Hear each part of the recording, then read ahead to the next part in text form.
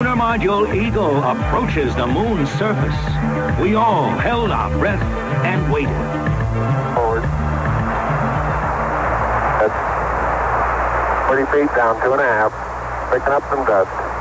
4 forward. 4 forward. Drift into the right a little. That's okay. Contact light. Okay, engine stop. Tranquility Base here. The Eagle has landed. That's one small step for man, one giant leap for mankind.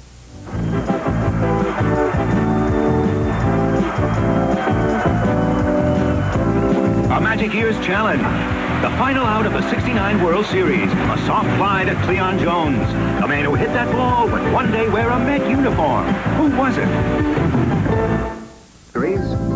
And in 1984, he became manager of the New York Mets.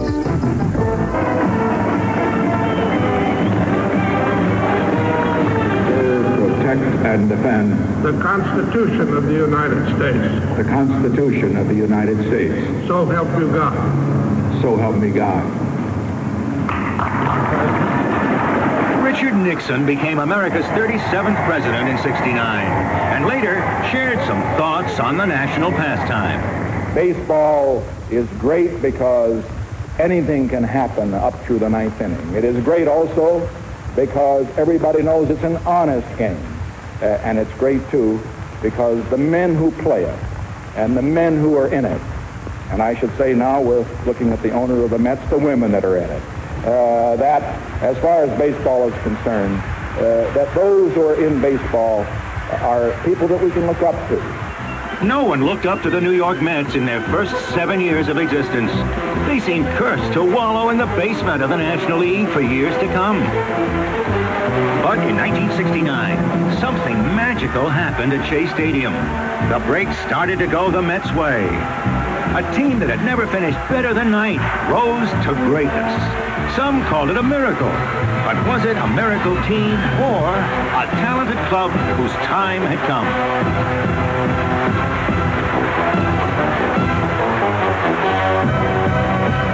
In early 1986, our 1969 Star of the Year, Tom Seaver, still plying his trade, remembered. In 1969, we were a ball club that kind of gelled and came together and played very well defensively and were better offensively than a lot of people gave us credit for. Tom Agee was really a special kind of athlete. He had tremendous physical skills, extremely strong. We had Don Clendenin, who was at the tail end of a very fine career that started in Pittsburgh.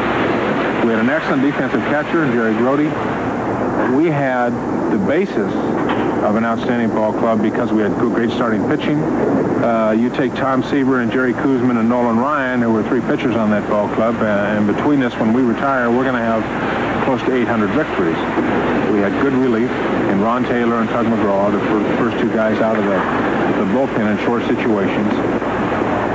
From a ball club consistency standpoint, are the things that make ball clubs winners. And it's very difficult to go down and find ball clubs that do not have strengths from a pitching standpoint, catching, shortstop, and center field, and we had those.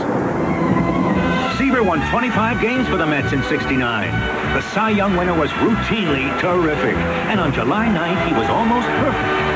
The so-called imperfect game, and there was quite a bit written about it in New York. We were playing the Cubs in New York, and it was the bottom of the 9th inning. And we were in the middle of a pennant race, and we were hit 4-0. And I got to the bottom of the 9th inning and top of the 9th inning, and I had one out, and Jimmy Qualls got a single to left center field and hit it very sharply. Tom fell just short that night, but the drive and brilliance that brought him so close was a constant inspiration to his Met teammates as they took the division flag and went on to face Hank Aaron and the Braves in the playoffs. Aaron hammered 3 homers in the series, but it was the Mets who were overpowering.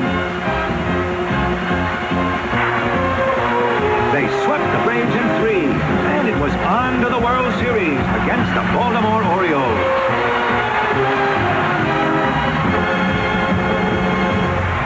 The Birds had it all. Defense, pitching, power. And Tom Seaver found out how much power in Game 1.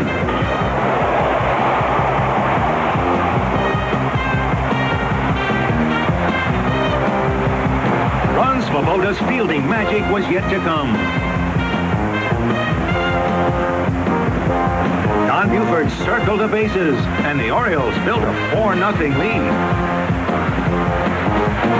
But Mike Cuellar got in trouble in the 7th. Jerry Brody singled here as the New Yorkers built a threat. A great pick-up and throw by Brooks Robinson would rob the Mets of a big inning. We were in the ballgame. And I think maybe in the back of all our minds, we thought we were going to get blown out, where in fact we lost Game 1 and walked in the clubhouse and said, we almost won that game. You know, we can beat these guys. In Game 2, Don Clendenin took a Dave McGalley serve downtown. Frank Robinson watched it go. The Mets could beat these guys, and they did in a 2-1 squeaker.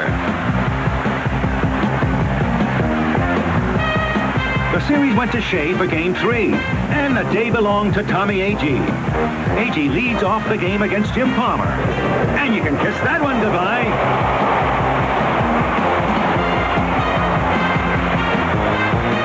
The Mets built a 3-run lead, and as the Birds threatened in the 4th and 7th, Tommy Agee showed he was truly an amazing Met. You watch a player and you play with him for a year, and of course that was the 2nd year that I played with Tommy, and you know what they can do, you know what they can't do. And the 2 catches that he made, I knew he was going to make them because you just know how fast an individual runs and the distance that he has to cover, and you know that he's going to make the play. You know he'll make the play. And Tommy always had a little habit right before he catches the ball. He would hit his glove. He would count his hand in his glove. And if you look at the films, and right before he catches the balls, he would hit his glove, and even on the diving catches, he was hitting his glove, knowing that he was going to catch those balls. He was a very, very important member of that ball club. Don Clendenin faced Mike Cuellar in the 2nd inning of Game 4. A towering shot to left gave the Mets a 1-0 lead.